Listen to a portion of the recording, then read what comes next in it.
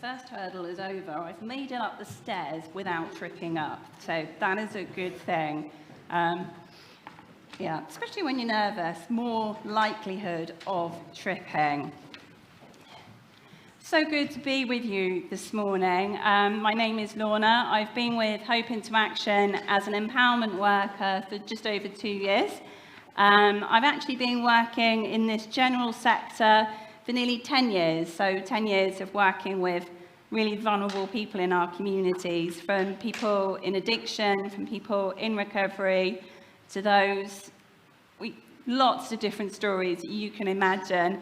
I'm more than happy at any time to share a story or two with you.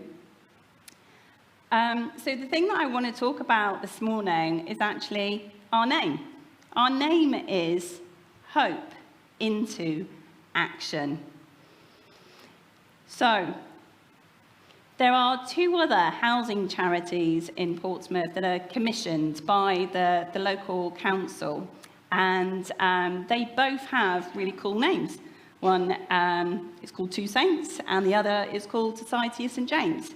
So both have really interesting origin stories as well. Their origins originally were actually faith-based, which sadly they're not anymore, but originally they were. So what is this hope that we speak of? Hope is in our name, and therefore it should resonate through everything that we do and that we undertake as a charity. Every encounter should speak of hope and should hopefully bring hope.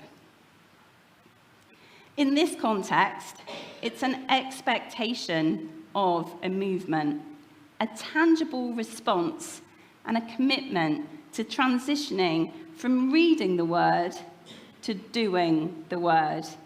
It's all too easy to read and to agree with the word, but it's a little bit different to be the doers of the word sometimes. But we shouldn't be doing this through a sense of duty, but through the love of our neighbour. In the context of church and individual believer, we see hope throughout Scripture. Scripture is bursting with hope. The Bible speaks of the hope to come in the prophets, and we encounter hope fully in Jesus, the promised Messiah. Our faith is based on this ultimate hope that we have in Jesus and the extravagant outpouring of his love and mercy. As we encounter Jesus, we encounter a love that brings us into fullness of life. Isn't that the case? So I should have explained at the beginning, I'm really used to quite a lot of interaction with people that I speak to. I used to run an outreach, and part of the job was get up and do a short 10-minute talk, Lorna. Nobody in that room wanted to listen to the talk, but you had to do it every week for at least 10 minutes. And it was always interactive. So if I suddenly look at you, I might think that you need to respond, just to make sure that we're all on the same page. No heckling, please. And yeah, so just so that we're on that same page too. So if we're encountering the fullness of God's love, there is hope. We know that we are works in progress, being transformed by the one true living God, right? Yeah? Okay, cool. We're also still on the same page with that. This transforming work is nurtured in relationship with him and through community with one another. That should be what we're all as individuals experiencing. If we've signed up, if we are fully pledged believers, as it were, we're coming to church, is that what it looks like? Hopefully, right? That is the hope.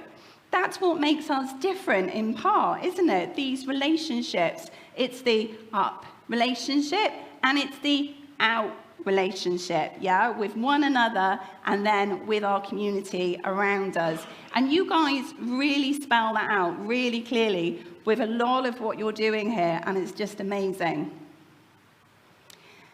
So We've got these relationships that we're nurturing, and we know that we have a hope because of Jesus.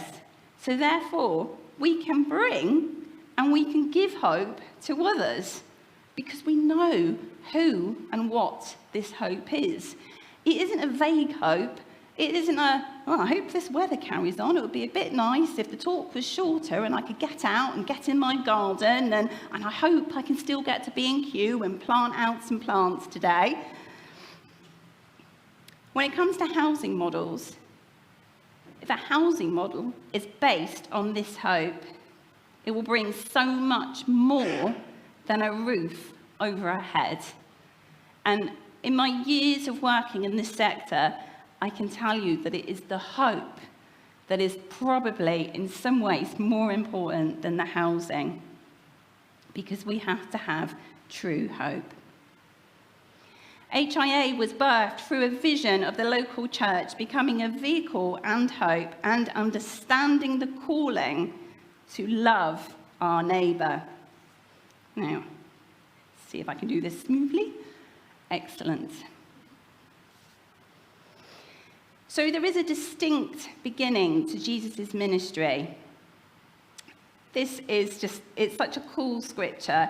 And if you've been following The Chosen, it's the moment where Jesus is in the temple and he gets the scroll and he reads from the scroll. And the words are on the screen, and they are from Luke 4:14 to 22. They are really powerful words because they spell out the ministry of Jesus. He has sent me to preach good news to the poor, to proclaim release to the prisoners and recovery of sight to the blind, to liberate the oppressed, and to proclaim the year of the Lord's favour. Do you not get that? Are you not like, that's a lot? That's a lot. Imagine being there, hearing that from Jesus. Like, they have been waiting for someone to say, it's me. And there he is. He's doing it. Can you imagine being there? The word being fulfilled in flesh in front of you. The prophet is there in the room.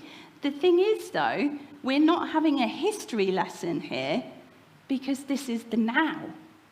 This is the now as well, because Jesus still speaks these words. This is still Jesus. This is the hope that Jesus brings. This is the hope that my Jesus brings anyway. So if you've got a different Jesus, that's maybe something to talk about another time. But this is, for me, this really underpins the understanding of Old and New Testament. It is quite a clear arc. People have been waiting, they've been waiting, they've been waiting. They are in desolation. They are in hopelessness in their community. They are under an oppression. And then they hear these words. He rolled up the scroll, gave it back to the synagogue assistant, and sat down. Every eye in the synagogue was fixed on him, wouldn't it be? He began to explain to them, today this scripture has been fulfilled just as you heard it. So not edited, no ifs, buts, maybe, or sometime. There it is. He is the fulfillment. I'm taking that as he is the embodiment of hope, not just for then, but for now. Because don't we see every time we look at the news, every time we speak to our neighbours, there is a bit of a desolation theme going on. There is crisis all over the place. If you have any knowledge of the homelessness sector, you will know that it's probably one of the most fastest growing needs sectors in our community in the UK. It's substantial, it's out of control. The numbers are so big, I haven't put them on the screen because I can't say them without having to practice a lot. They are massive numbers. So this is the hope that we have in Jesus.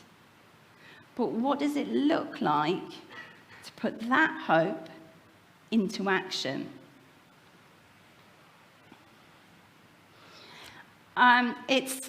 It's a parable. It's not fancy teaching.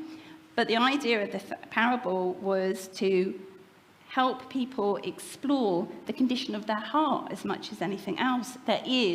Are their ears open to hearing from Jesus? Are their hearts open to hearing from Jesus? So when the parable comes, we can't just go, I've read that before. We have to apply it. We have to examine it for ourselves as well. So we're looking at a crime scene because it was a crime that was committed in this parable. He's overlooked the victim by 2 passers-by at least. So 2 passers-by are noted. And there's been parts and at times when I've wondered, don't they have a point? Because, if I stopped every time I saw a need, I'd never get anywhere. So I can kind of see where they might be coming from. Didn't he take a really dodgy journey? Didn't he know that when he goes down that road, we've all seen the crime reports for that road. It's one of the dodgiest roads in Portsmouth. I used to work on the dodgiest road in Portsmouth. I got some fantastic stories about that. So, you can see their perspective. Maybe he shouldn't have done it. But on the other hand, they're there. So they've made the same decision. If it's okay for them to go down that road, why not him? So maybe we can relate and maybe even see their point of view. They know they are in a bad part of town and just want to get out of there as quickly as possible. It's nothing to do with them. They have commitments, places to be, things to do. Okay, it's all getting a bit, but we do understand, right? But we know how the story goes. This is a familiar story. So you know how the story goes. There's that Samaritan man, the man that's got the actual real reason to stay on the opposite side of the road. Because he was an adversary and they were not supposed to be coming into contact with one another. But he changes his proximity. The man that had the legit reason for not does. He changes his proximity. He crosses over the road because he has concern. He's seen, and then he crosses over. He gets involved. He gets involved in the mess and the chaos. He touches it directly. He uses his time and his resources. He crosses boundaries to care for someone who he has every right to pass by religious law. He is inconvenienced. Poverty is hugely inconvenient. It never makes an appointment. It's not bothered about your schedule. It's just there. So he's inconvenienced. He was on a particular journey to do a particular thing. He alters his schedule as he chooses to respond. He takes a risk. In an area for bandits, he stops. So, in the world that says we should look after ourselves firstly, and then maybe our family, this is upside down kingdom stuff. He does not know the man, and what little he does know of him means that he should not be stopping for him, as I said. He shows great mercy. Not a little bit, not a moderate bit, an amazing amount of modesty, of mercy. Because what does he do? And then he puts the man on his donkey and takes him to an inn. He arranges ongoing care with no limit and assures that he will settle the bill on his return. I'm not there yet with my mercy giving. I'm not there yet with I've seen someone on the side of the road. Here, take my endless resources. But remember, this is Jesus' description of a good neighbor. The next day, the Samaritan takes out 2 denarii, gives it to the innkeeper. Look after him, he said, and when I return, I will reimburse you for any extra expense you may have. I'd like that treatment. I'd like that care. I'd quite like to meet the Samaritan and be looked after by him, if I'm honest. This is truly loving your neighbour and a really helpful picture when we consider life's journey of others and ourselves. Because life is a journey. And I'm sure you will have realised by now that life isn't that nice, straightforward line. Would that it were, that would be amazing. And maybe actually it would go that way. I don't know why I always drive it that way. It should be that way. Anyway, so we can see that life isn't straightforward. We know that. We talk about tenant journeys in describing the time people spend in our houses. Many tenants have had Jericho Road experiences, which have brought them to a great place of need. Some are robbed by people who have exploited them. Some have fallen foul of addiction. And some have fled war-torn countries. Some tenants have had many people pass them by. They've lost family and have been unable to maintain relationships with official services. They've been ambushed by life and left on the roadside. Can I say, hope takes courage. And it takes rooting in trusted relationships built over time. Housing someone is the start of the journey, but people need hope. So, what might a Samaritan encounter really look like for us now? These are 3 of my fabulous friends, Ali, Lois, and Louise. They are absolutely amazing volunteers. They're not volunteers for us yet at HIA. They were volunteers for me in a previous role, and their story speaks of the Good Samaritan. They encountered a guy called Bob. When they met Bob was in his late 40s. Bob had kind of gone off track. When I met Bob, he had decided that he would retire from being Portsmouth's most prolific cat burglar.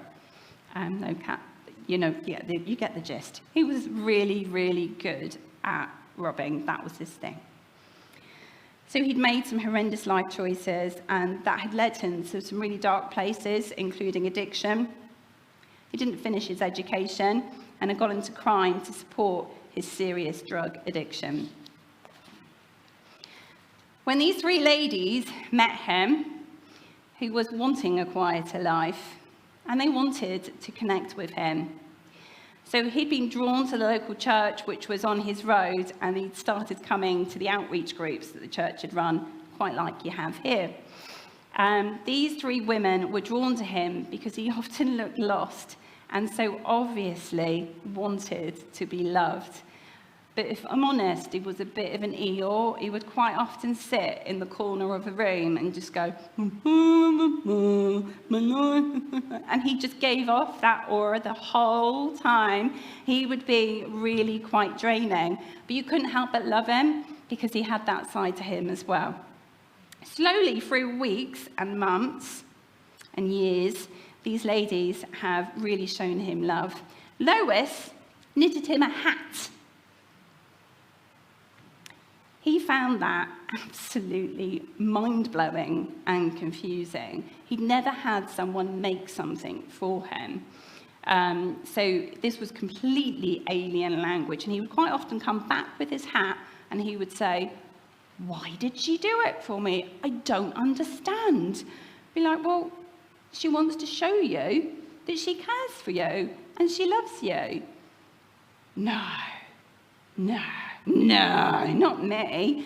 Literally, this would go on for weeks and months. He was absolutely confused by it in the most beautiful way, because if you see him now, he waits on the door in church, he welcomes people in, he's the one making the tea and coffee now for other people, because those women faithfully showed in really simple ways that he was lovable and loved.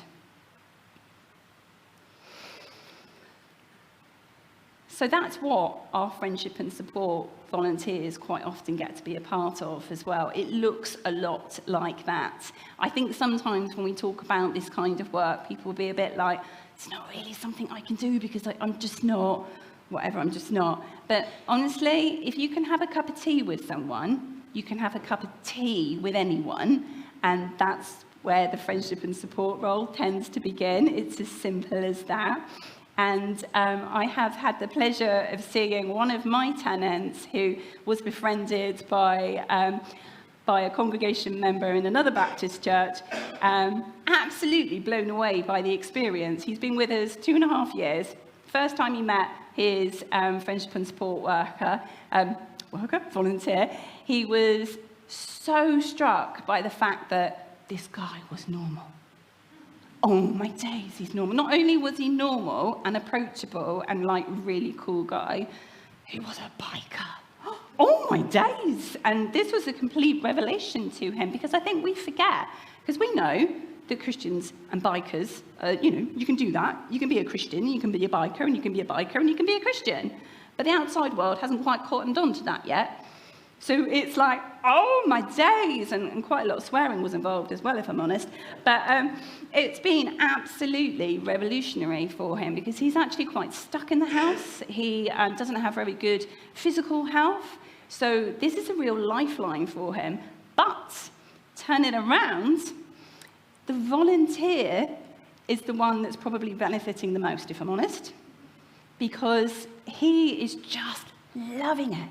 He's taking this guy out fishing, they're going out to these Christian bike mates, and it's amazing. And this volunteer came up to me and he's like, I never really wanted to do this. It was somebody else in the church that had volunteered him because they'd seen his capacity and how he is. And he's like, I've made a friend for life. And this is a guy who was describe himself as an introvert. He's like, well, I don't really see that I'm anyone that can do this kind of thing. It's for other people. But no, it's for everyone. So, Jesus. Hope has a name, Jesus. Jesus is the restorer of hope. He brings us back into fullness of life through his death and resurrection, restoring our relationship with the Father. When we wander into our own Jericho roads, he turns his face towards us when we call. He reaches down into our mess, crosses over the divide, and brings us safely home. Because really, we all know who the Good Samaritan is. Surely the Good Samaritan just has to be Jesus every time. Where are you in the picture? It's only a parable, but where are you in the picture? I wonder if you're someone that sat here this morning thinking, I could really do without this kind of talk this morning, because do you know what? I've been ambushed. My life is like that Jericho road, and I feel like I'm the one that's been robbed. Or have you wandered off life's path? Do you need to get back on track? Jesus still wants to tend to your wounds and restore you. But maybe you feel overwhelmed because life is so busy. It is so full on. After this, you've got your next thing, and then Monday happens, and then whoosh, there's a whole week gone. Just so overwhelming. If you feel like that, if you feel unable to stop because you are genuinely overwhelmed, can I just remind you of the most amazing scripture in Matthew 11:28-30. Come to me, all who are weary and burdened, and I will give you rest. Take my yoke upon you and learn from me, for I am gentle and humble in heart, and you will find rest for your souls.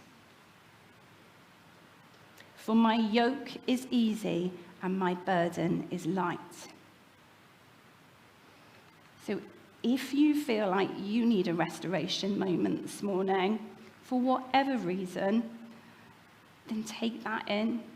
That if you are weary and feeling overwhelmed, just like many of our tenants have been and will be and are, then we know the one that brings us hope.